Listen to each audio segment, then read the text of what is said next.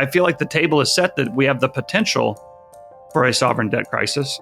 Maybe just the geopolitical ramifications of what's going on in the Middle East and then, Ukraine. I think there's a number of things that could cause it. Don't be so quick to write off the United States and write off the dollar. It's not that I love the dollar. It's not that I think it's a great currency. It's that my analysis has told me that the US just has a lot more tools and a lot more weapons they can pull out than many people want to admit. I would actually guess that they have more gold. The US has more gold than they say they do. Now, that might not all be at Fort Knox, and maybe it's at other places. And I think if we get into a situation where the system itself is in trouble, or there's some kind of a new system being potentially implemented or discussed, I think the price of gold will probably reflect in a manner that says, hey, look at me. We could do the job for you if you asked us to.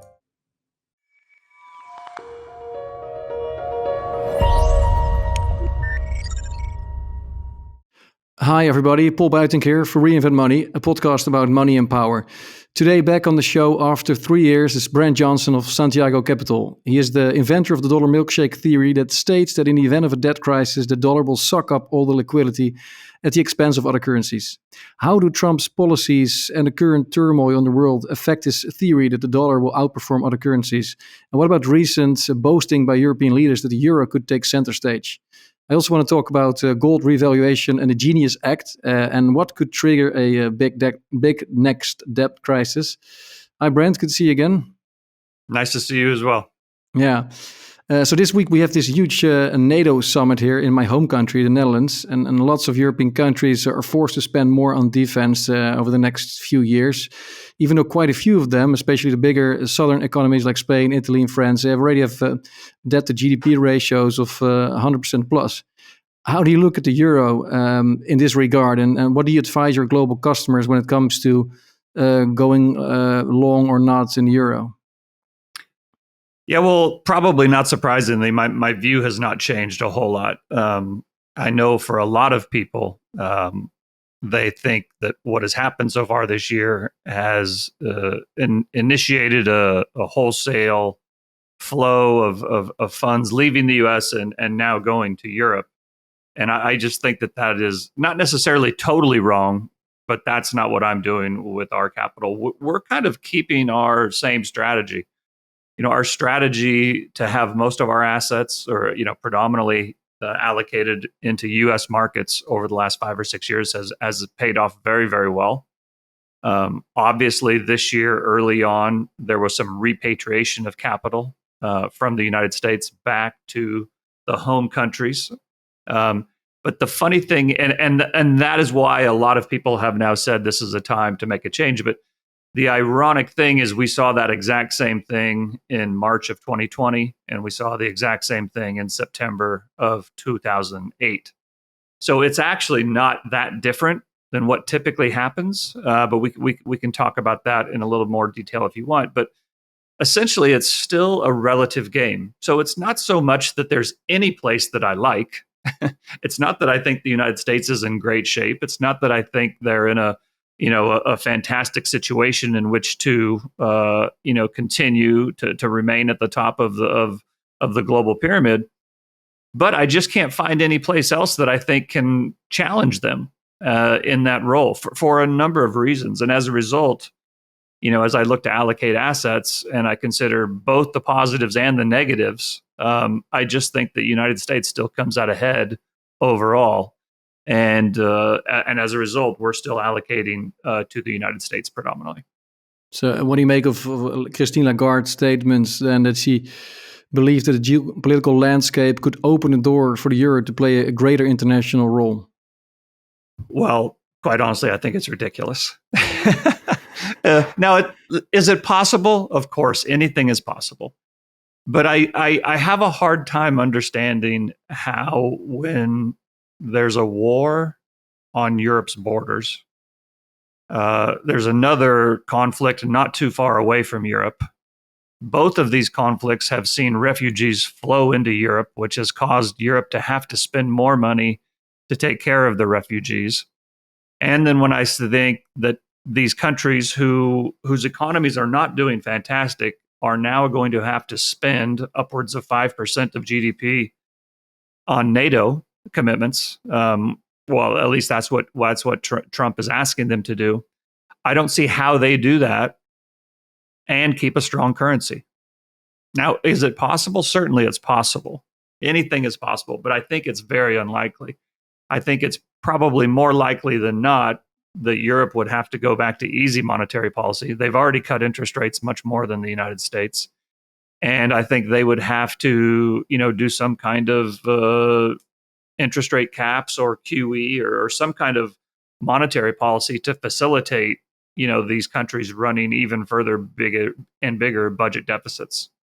Yeah. And the one thing I would point out before I forget to say it is I think there's a widely known perception and truth that the rest of the world is not buying U.S. treasuries at the same rate that they were, 10 years ago, and that those purchases have still exist, but they're not at the same rate that they used to be. And that is true. But if you were to go and look at every country in Europe, the same holds true for them as well. There's not as many external international investors buying treasuries of Germany or Italy or Spain or, Britain or Sweden or whatever. They're all seeing the central bank has had to buy more of their bonds over the last 10 years than foreigners used to. The other thing is that while the dollar has lost ground in reserve balances at central banks around the world, they have not lost ground to any other fiat currency. It's mainly lost ground to gold. And I'm sure we'll talk about gold, and gold has done very well. And gold is part of the milkshake theory and the idea that all fiat currency would get into trouble. The dollar would be the last one standing. Did not mean that gold would not go higher, and that's what we've seen. And again, I think a lot of the things that get talked about with regard to the United States quite a bit, it actually holds true for several other countries around the world as well. Yeah, it's interesting to also always read the annual survey that the World Gold Council does among central bankers. And it was very clear to see that almost all central bankers want to reduce their dollar assets and they want to further increase their gold reserves. Right. And also even Lagarde mentions gold in her latest letter, in which she also talked about the euro and how much the euro could grow with the dollar going down. But it's interesting to see that even she also clearly mentions how popular gold has been over the past few years amongst central banks. Sure, and I'll share with you something that I always find ironic, and so. And it has to do with gold and central banks. So I think central banks own gold for a couple different reasons. Number one, I think they own it for insurance. I think that while most central bankers are obviously very arrogant and misguided, I don't think they're stupid people. And I think that they know that if for whatever reason their grand experiment doesn't work out, gold has always worked and has always been a reserve asset. And as a result, they want to own it for insurance reasons as much as anybody else. I also think that they own it because if they hold on to it, nobody else can use it. So I don't think that they plan to remonetize gold. I don't think that they have this idea that they want to return to a gold standard. I don't think that's why they buy gold. I think they buy it so that they can use it in an emergency and as kind of a last ditch effort to kind of save their administrations or their currencies. But I don't think they're acquiring it because they have this grand plan to go back to a gold standard, or at least not a desire to go back to a gold standard. No, I agree. It seems like they're keeping an extra chair because they're playing the game of musical chairs and they're keeping it a spare chair for. Right. And then the last thing I'll say, on that point is I always, whenever I talk to people in the gold world who are very bullish gold, they are almost always, to a man, very critical of central bankers and politicians. And I will ask them, do central bankers make good decisions, and do they manage assets in a good way? And they always say no. And I say, well, do you think they're smart? No, they're totally misguided, and they're totally wrong in what they do. And then I say, well, then why do you hold their decision to buy gold to be so smart and so wise? If these people are so dumb and can't make a smart decision, then why are you happy that they're buying gold? Right? If they're always going to make a mistake, then so I just find that kind of funny. Yeah, it's a bit schizophrenic indeed. Yeah. And another problem, of course, the euro has is that it lacks a common bond market. They're just not. It doesn't have the debt that the US dollar has. So even if you have euros, then you need to buy. You cannot buy a lot of euro bonds. There's just limited numbers of them. So you have to buy then German bonds. That's still a big issue. And of course, Lagarde keeps on saying that we need to start issuing more common debt, but there's just so much resistance amongst member states, especially also in Holland, to issue more common debt. So I think that as long as they don't solve that, it will never be as big as the dollar is. Yeah, I think whenever you hear politicians, presidents, central bankers, Fed chairs, however, whenever monetary authorities, I think you have to distinguish when they're talking about what they would like to do and what they're actually going to do and what they actually have the ability to do, right? They're always going to say they have everything under control. They're always going to say they have a plan to, outperform. They're always going to say they have a plan to be successful. They're never going to say they're in a trap and they're trapped. They're never going to say that they're in trouble. That's just not what they do. So I think what you have to do is you have to kind of come up with a framework that kind of helps you understand when they say something, whether or not they actually have the ability to do that and what they would have to do in order to accomplish the things that they say that they're going to accomplish. And so to me, that's always been something that's important to distinguish between. Yeah. And then Trump. I still wonder, does Trump, does he want a strong or a weak dollar? Well, that's a very good question. I actually think it's a little bit of both. Like most politicians, he wants his cake and he wants to eat it too, right? He wants both sides. I think he very much wants the dollar to remain the global reserve currency. I think he very much wants to retain the power that comes with that. But I think he wants it lower, or at least eventually wants it lower. And the reason I say eventually is I do actually think there's a timing component involved in this. And what I mean by that is if you're trying to transform your economy from an import economy to an export economy and from a service economy to a manufacturing economy, that you don't just snap your fingers and all of a sudden that changes. That is at best probably an 18 month to 5 year period, right, to actually do that. And even under the best case scenario, under the speediest scenario, it probably takes a year at least, if not 2 years. And the tariffs and the new treaties and the new way of doing business with the rest of the world is still in the negotiation phase. And so why that's important is because if we were at a place where we could export a lot, then you would want, all else equal, you would want a somewhat weaker currency because then it makes your goods more affordable, right? But while you're negotiating with the other side, it helps if the other side is under pressure. And having a strong dollar or a stronger dollar puts the rest of the world under pressure. In other words, if the dollar was super weak right now, in some ways it could hurt because we still have to buy the stuff to build the factories. We still have to pay people to do the work. We have to spend money to get the resources necessary to implement this manufacturing renaissance. And so while you're buying stuff and building stuff and paying people to do it, it doesn't really help you right at that point to have a really weak currency. It actually might help you to have a relatively strong currency. So those are two reasons why I think he does probably want a lower dollar, but I don't necessarily think he wants it super weak right now.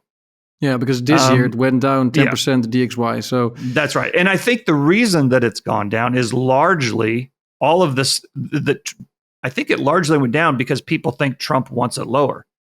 So I think it has largely gone lower based on the idea that he wants it lower. And so if he doesn't push really hard to get it any lower from here, to me, it's kind of already priced in. Now, does that mean it can't go lower? No, of course it can go lower. It can absolutely go lower. But the thing I always point out about I don't worry about the dollar going lower. If the dollar goes lower, we'll be just fine, because the dollar going lower indicates to me that the overall system is still functioning. That is, the system is not designed for the dollar to go up, or at least not go up significantly. And the way that the dollar would get weaker would mean more dollar liquidity is being created.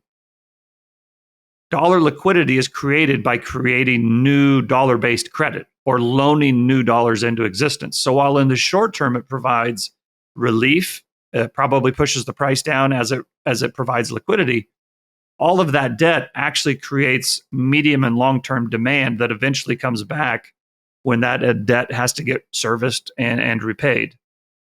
So I feel like there's this band, and I don't know where the band is at, but let's just say it's between 105 and 85. If the dollar index bounces around between 105 and 85, the world can kind of handle that. If it's at 102 or 103, it's a little pressure on the rest of the world, but it doesn't kill them.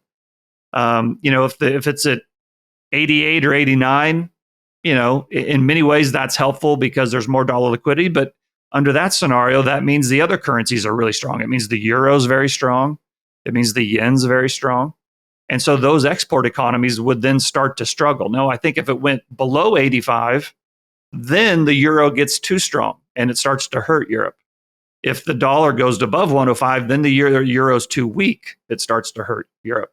Yeah. But I think in that band, I think the world can kind of live with it, I guess is the right way to say it. Yeah, but if the dollar goes too high, then usually it ends up in crises, right? Like in the 90s Asian crisis, or in like you said earlier in early 22. So that's always worrying if the dollar gets. So what's like the threshold when you start to worry about the dollar becoming too expensive? When the dollar starts to get above 105, I start to worry about things breaking. Things starting to get really tough around the rest of the world. And you start looking for, it doesn't necessarily mean you go from 105 to 106 and now all of a sudden there's a crisis. It just means that at that point, it's really starting to ratchet up and you need to start looking for things. And here's the interesting thing, and I don't know that many people have really thought about this. Part of the reason that a strong dollar relative to other currencies causes problems is because the rest of the world has a lot of US dollar debt. And they trade, when they trade with each other, they do it, invoiced often in eurodollars or US dollar terms. And so as the dollar gets stronger, it's harder to buy, needed inputs for your economy, whether it's energy or some other commodities. And it gets harder to service the dollar debt. But what's different between, and that's the case for the United States as well. But here's where it's different for the rest of the world. The rest of the world also has to deal with another currency when it gets strong. So in other words, all other countries in the world, other than the US, operate in two currencies. They operate domestically in their local currency, and then they operate on the global stage in US dollars. So as we already said, if the US dollar gets too strong, that puts pressure on them in US dollar terms. But if you take the flip side, and you make the dollar really weak, let's say the DXY index goes to 85, so that puts the euro at, 135 or whatever it is. Now, all of a sudden, Europe has a lot of euro-based debt as well. So now that debt is getting squeezed because the euro is very strong. And when the euro is very strong, exports tend to fall. So now you're getting squeezed from a debt perspective, and you're not exporting as much. So, and the U.S. only has to worry about this in one currency. The rest of the world has to worry about it in two. So the point is, regardless of whether the dollar is really strong or really weak, the rest of the world has to deal with this debt squeeze. Now, if it stays in that band, then it's not so bad in either one. But if it gets outside on either side of that, they're dealing with a debt squeeze in either one currency or another. Yeah.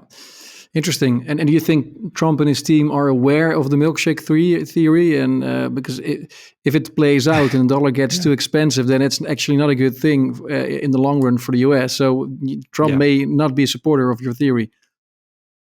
Well, listen, I doubt very much whether they know about the milkshake theory itself, but I'm sure that I am absolutely sure the Treasury Department understands this dynamic, and the Fed and the Treasury, they know that they can use the dollar as a weapon. So I know a lot of people have talked about the weaponization of the dollar, and often that is done in regards to, setting up sanctions on a country or kicking them out of SWIFT. But the dollar can be weaponized just by raising interest rates or cutting interest rates. Monetary policy, because the rest of the world runs on a US dollar standard, whether they like it or not, monetary policy in the United States can be used for domestic purposes, but it can also be wielded as a weapon, internationally. Now, I don't think that they necessarily do that all the time, and not every policy they put in place is meant to do that. But I know they have the ability to do it, and I don't think these are stupid people in these positions, and so I know that they know they have the ability. It doesn't mean that they always do it, but it is an option to them. Yeah. And earlier this year, there was talk about possibly a new Plaza Accord in order to basically revalue the other currencies and make the dollar cheaper. But if you look at the dollar trajectory this year, there doesn't seem to be any need for that anytime soon. Or? Well, so, yeah, and I agree. And that's my point, is like, it's not that the Mar-a-Lago Accords couldn't work. And it's not that, they could have a new Plaza Accord and revalue the dollar lower. That's possible. But right now, there's no need to do it, right? And there's really no advantage to the U.S. to do it right now. So that's a pretty big, card to play. That's kind of an ace in the hole. There's no reason to play it this early in the game if you don't need to do it. So, exactly. I think that's possible down the road. And ultimately, the end of the milkshake is I think it gets solved by some kind of a revaluation or some kind of an implementation of a new system. But I think that probably comes about when the dollar is really strong, not when it's weak. A revaluation of gold, you mean then? Well, or of the dollar? Whether it's revaluing the dollar lower, whether it's some kind of a debt write-off or some kind of a debt jubilee, my guess is regardless of whether gold was officially part of this reset or not, I think gold would go much higher under that scenario. So potentially they could do it in an official way, but I think they would try not to use gold because I think nobody wants handcuffs put on them. These are power-hungry, crazy psychopaths. The last thing they want is handcuffs. Yeah, but I think I agree with your point, because you've always been saying that you don't expect a new gold standard, but at the same time you expect gold to stay relevant and important. Because I also don't expect central banks to peg their currencies again to gold, but they could still, of course, make the gold price go up by buying it, by revaluing it. But it's something else than of course pegging it to a certain price. That's right. So, and this is the point. I think a lot of people in the gold world, and maybe I have this perception wrong, but my perception is that a lot of people in the gold world think that gold is going to get revalued higher. I tend to agree with them, but I think many of them also think that the governments, the monetary authorities of the world, will be forced to revalue it higher or put it back on some kind of a gold standard, or use gold to save them in some kind of an official capacity. And I disagree with that. I don't say that it can't happen.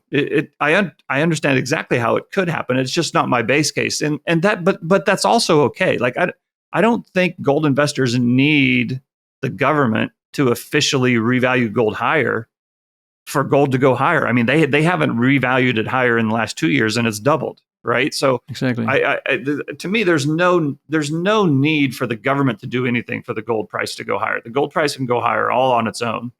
And I think if we get into a situation where the system itself is in trouble, or there's some kind of a new system being potentially implemented or discussed, I think the price of gold will probably reflect in a manner that says, hey, look at me.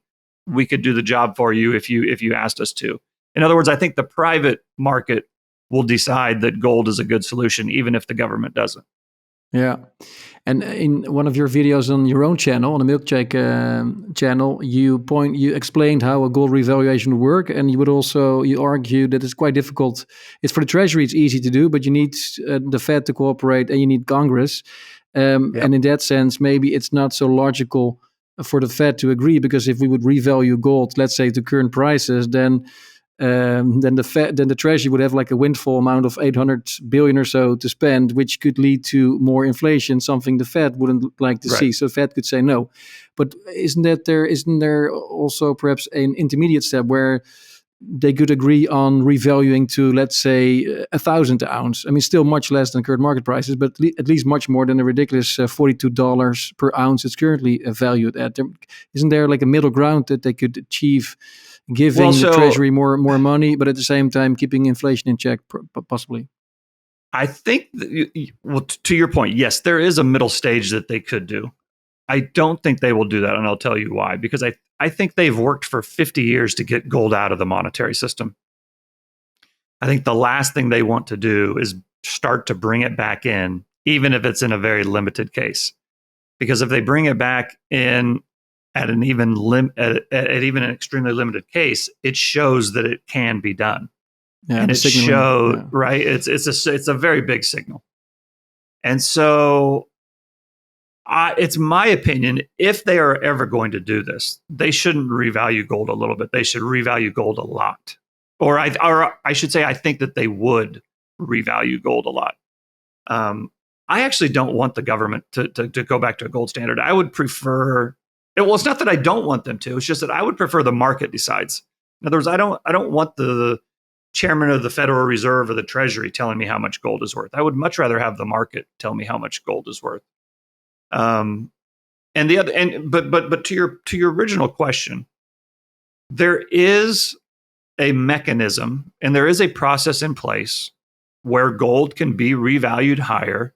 It creates a windfall for the Treasury, and the Treasury can then spend it into the global economy. But the point I would make, and I think the point of the podcast that you referenced, is they cannot do it on their own, because the Fed is the Treasury's bank.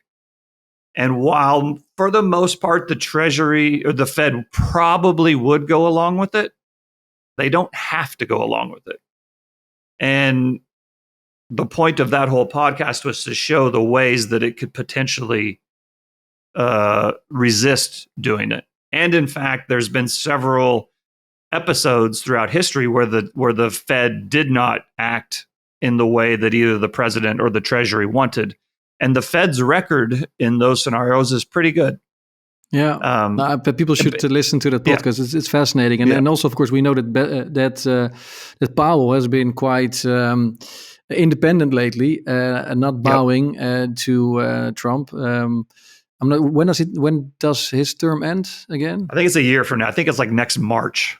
Yeah, okay, and then maybe Besant will be installed, and then perhaps Trump can pull the strings at the Fed. Yeah. I mean, ultimately, so here's the other thing is, and the reason that this is possible that the Fed could resist is that the Fed is sort of, and the reason I use sort of is it's very much sort of independent. They are independent as of now, but the government could very quickly change that, right? They serve at the pleasure of the Congress, and if the Congress or the government decides that they no longer want them independent, they won't be independent. So I think this whole idea of the independence of the central bank is one of the biggest myths ever told. But it doesn't mean they can't make it interesting in the short term. They would ultimately can delay things. They can delay certain things. Yeah. The Fed would absolutely ultimately lose, but they could certainly cause trouble in that process. Interesting. And what do you think about the gold in Fort Knox? And I still believe it's just it's not all there, which would also explain why Trump, Besant, all these guys don't really talk about it anymore, because perhaps Trump has found out through Besant that he should keep his mouth shut when it comes to the gold, because it might potentially lead to a huge system instability once we find out that not all the gold's there. So I obviously don't know for sure whether the gold is there or not. Is it possible it's not there? I suppose it's possible it's not there. I would argue that no government is ever going to do a full-scale, open, third-party, verified audit. And the reason I say this is because, to a certain extent, it is a national security secret, right? The other thing I would say is I would actually guess that they have more gold. The U.S. has more gold than they say they do. Now, that might not all be at Fort Knox, and maybe it's at other places, but I think they would have. I think if they did a full transparent audit, they would have to explain where they got all this gold that they never told anybody that they have. So, when the U.S. goes around the world and spreads democracy, I don't think that they necessarily come home empty-handed, right? And in World War II, and in World War II, a lot of gold and a lot of Asian gold went missing and was never accounted for. And my guess would be that the U.S. got possession of a lot more of that than they admitted. Now, this is speculation on my part. I don't have any proof. But the other thing I would say is I don't have any problem with people questioning whether or not the U.S. has their gold.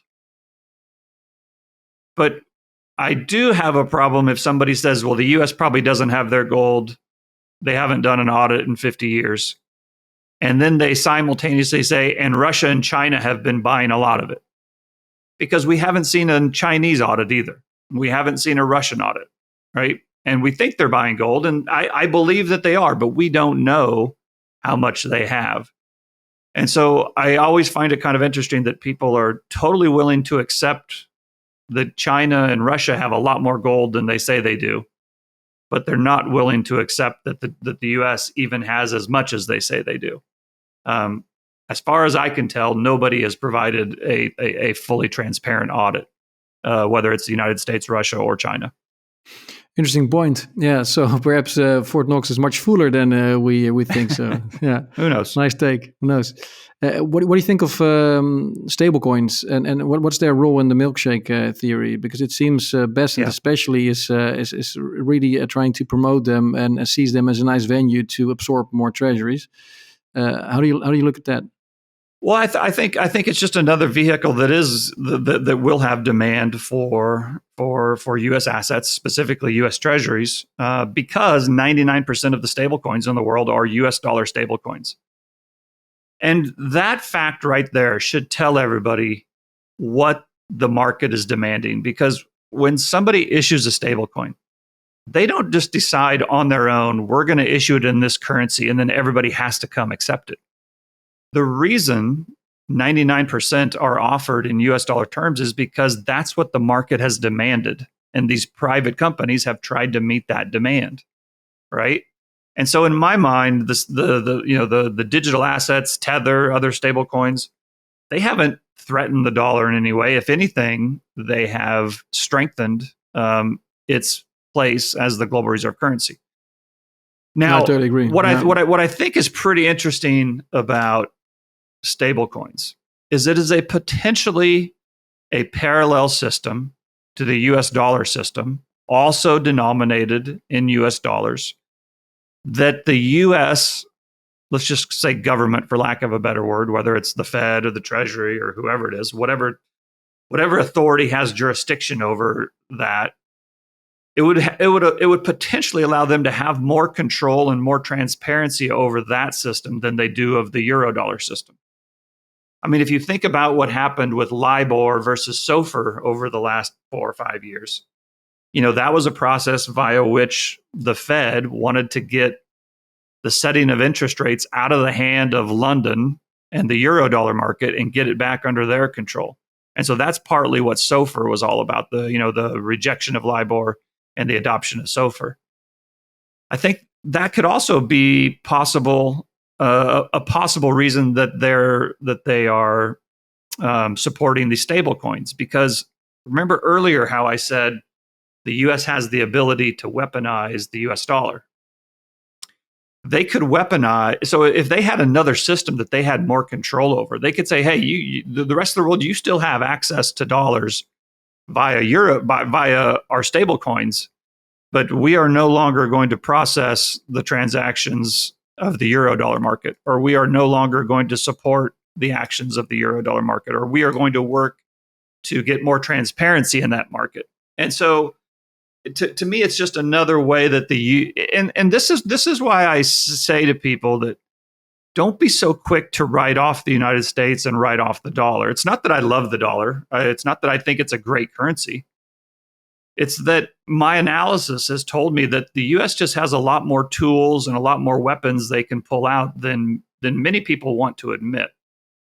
And this is a little bit off topic, but let's just use the actions of the weekend as an example. Now, I'm not sitting here saying that I approve of Donald Trump sending B-2 bombers into Iran to blow up a facility. But what other country could do that and quote unquote get away with it, right? Now, I'm not saying there won't be blowback. There probably will be blowback. I would be surprised if it all just ended right there. But if any other country did that, I don't know that they would be able to get away with it from an international perspective to the same length that the United States has so far. And the reason they can do that is because they do still have a lot of power. They do still have a lot of control. They do still have a lot of say in the world of how things are done and how things are not done. Yeah. And so... But don't you fear it will solidify the bond amongst BRICS members? Because clearly the US demonstrated that you cannot negotiate with them in good faith, because while negotiating, they decide to attack you. So Iran will seek even more comfort with the other BRICS nations, with Russia, with China. It will, I think, only accelerate their desire to also invoice in their own currency. Like China is already mostly invoicing their own currency. I think it's definitely increased Saudi Arabia's desire, right? Whether they can actually implement it, though, again, I would go back. Do they have the ability to actually implement it? Maybe. But the other thing I'd say is you didn't see Russia running to Iran's defense. You didn't see not openly, China but in the back, probably. Well, maybe. And again, see, I can't rule these things out. But what I would say is that, it wasn't that long ago, a year and a half ago, when Biden was still president, and the BRICS, they were having the BRICS meetings and this great cooperation between the BRICS, and people were saying the U.S. no longer has the ability to influence policy around the world. The U.S. no longer is seen as a leader, and those things maybe there is some truth to that from a desire perspective. But again, they have been very much involved in what's gone in the Middle East in the last 2 years. It's at the U.S.'s insistence that tariffs and trade is kind of being redesigned. Now, will Trump get everything he wants just because he's Trump and just because he's American? No, of course not. That's not the point. But I would just say that I bring this up for the people who think that there is no possible way that the United States can remain on top, as a way to say, just think about it a little bit more strenuously before you automatically assume that the U.S. will lose. I don't know who will win. I don't know who will lose. I just know that the U.S. will not go down without a fight. And I think the U.S. has a lot more tools and tricks up its sleeve than many people I speak with. Yeah, no, I find it very interesting, and I totally see your point. Maybe as a final question, and it's of course a difficult one because it's very difficult to forecast what's going to happen next with this world being so volatile. But what could be a trigger for another sovereign debt crisis and subsequent money printing? Yeah. Because you've made your point since 2018 when you came up with the milkshake theory that something like that could happen at some point, leading then to the dollar milkshake theory, and then eventually leading to the rise of hard assets and a new financial system. But what could be a trigger for this to happen? Yeah, so I'll answer this by just giving a quick little summary of what I said back in 2018, 2019 when I came up with this. I basically said, as you said, the milkshake theory was a way of understanding what would happen in a sovereign debt crisis. And I explained what I thought would happen to assets in that scenario. Now, I'm the first to say that the sovereign debt crisis didn't come. I was wrong. We did not get a sovereign debt crisis. But what was really helpful to me was that even though the crisis didn't come, we started moving in that direction, and all of the assets and the markets reacted as I expected them to in that sovereign debt crisis. So just from a framework perspective, it's really kind of helped me understand what's been going on and why capital has flowed the way it is.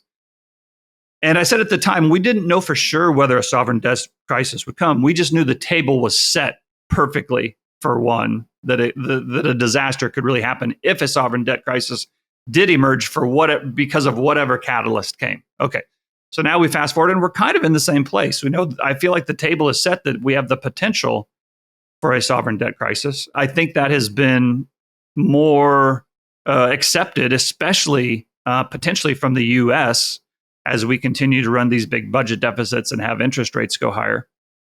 And perhaps interest rates in the US going higher is the catalyst that starts that. We've already talked about how interest rates going higher causes problems around the world because the rest of the world owes, it has dollar-based debt and owes dollars. But the other thing that could happen is we could have a Chinese yuan devaluation. They continue to experience extreme deflation due to their real estate market falling, due to their stock market falling, and due to the fact that they have to import much needed commodities in US dollar. So they're having troubles there. So that could potentially be a trigger. The other thing that could potentially be a trigger is, kind of what you mentioned earlier on in the interview with the governments in Europe having to spend more on either stimulus for their economies or their own defense as part of a NATO budget, right? Spending 5% of GDP. I think that doing that will cause, European countries to run big, large budget deficits. And as those budget deficits increase, I think interest rates could start to rise in Europe again. I think that could necessitate the ECB having to come back and do some kind of, interest rate cap or some kind of a QE. So I think we could be that is a potential trigger. So I think all of these things, or maybe just the geopolitical ramifications of what's going on in the Middle East, and then Ukraine. I think there's a number of things that could cause it. Now, I want to caution people. I'm not a doomer. I don't think that you need to sell everything you own, go buy some gold, and hide out in a bunker somewhere for 5 years. That might work out, but that's not what I'm suggesting. All I'm saying is that the table is set in a way that if cooperation breaks down, and a couple things here or there don't go as planned, we could have one fairly quickly. And I just think it's important to be ready for one if that were to occur. Great. Well, thanks so much, Brent. And of course, if people want to get advice or invest wisely, they can always go to you and to Santiago. Could you tell a little bit more about how people can reach you and what kind of proposition you have at Santiago for my viewers? Sure. So there's three different things that we do. So our primary business is we manage money. And so that's Santiago Capital Wealth Management. If you go to santiagocapital.com, it gives a brief description of what we do and how we do it. On that same site, there's a research tab. So we have a research offering as well. The research can be found either by going to santiagocapital.com, or you can go to santiagocapital.substack.com. And you can see the two offerings there. One is a premium, and one is more for kind of the average person. And then finally, we do a weekly show, as you've referenced. It's called Milkshakes, Markets, and Madness.